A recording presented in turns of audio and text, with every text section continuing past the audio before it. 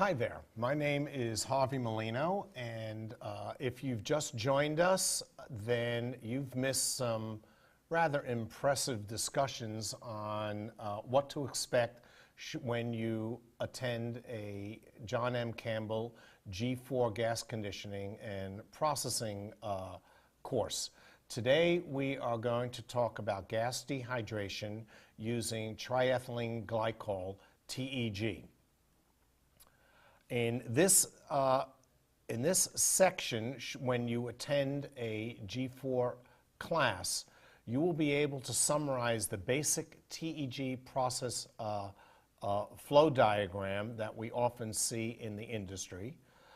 You'll be able to evaluate a TEG unit to get a good understanding of how the unit in your facility is operating, as well as being able to evaluate and check a vendor quote that you may be responsible for investigating.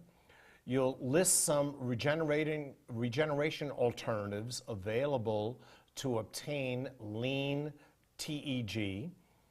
You'll be able to discuss the trade-off between circulation rate and the number of theoretical trays in a TEG contactor.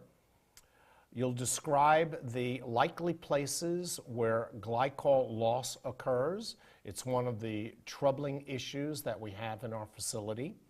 And you'll be able to state the key operating issues in a TEG facility.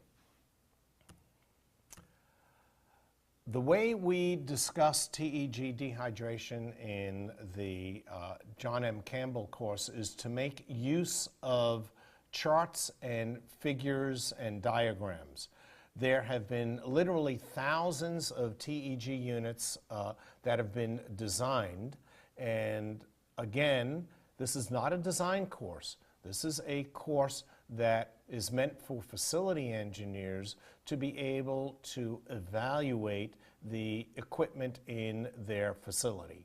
It's also a course that's meant for people that may not be directly involved with facilities but want to get a better understanding of how equipment works. So we offer practical, hands-on approaches to being able to evaluate equipment and processes in a facility. With TEG dehydration, we take a look at 4 key parameters. The water removal efficiency, which is simply how much water you're removing in the TEG contactor compared to what's coming in. The lean glycol concentration. The leaner you make it, the more operating expense it's going to cost you.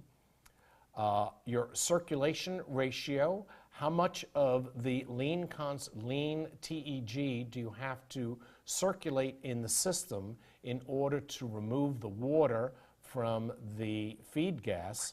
And finally, the number of theoretical stages in your contactor. The more stages you add, the higher the CapEx. One of the things that we investigate is the trade-off between circulation ratio and number of stages.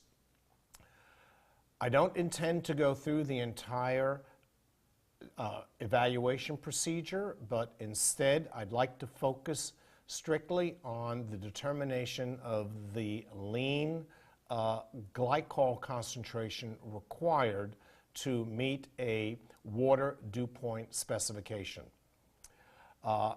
If you have a system that you're trying to meet a water dew point spec, what we do is we use this chart that's shown on the diagram. This chart plots your equilibrium dew point versus your contactor temperature. It's because TEG loves water so much, it's fairly independent of pressure, so we can use this diagram to give us an idea of what to expect in a TEG system.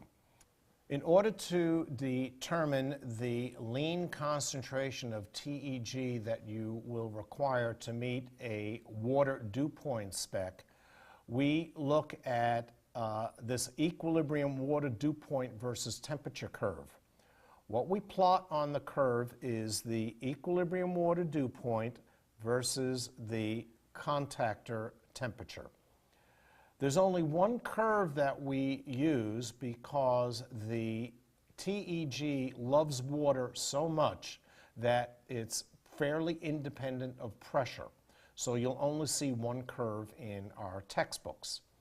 To show how to use this, let's use an illustration where my contactor temperature is 38 degrees C, and I'm looking to meet a water dew point of minus 10 degrees.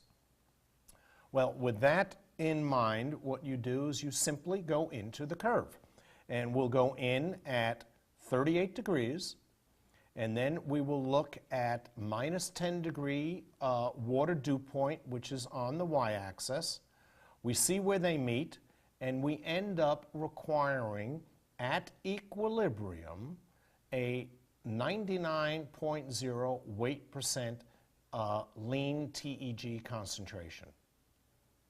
The key word is at equilibrium. This is in a perfect world where everything works perfectly and you have enough time at the top of your contactor for your lean TEG to come in perfect equilibrium with your natural gas leaving the TEG. We need to account for the fact that this does not happen in the facility. When you attend a G4 session, we talk about how to make corrections for the fact that we are in a non-ideal world and why you will need to regenerate, in this case, your TEG to a lean concentration higher than 99.0%. The next time we meet, we will talk about dehydration with molecular sieves and other adsorbents. I'll see you at that time. Thank you.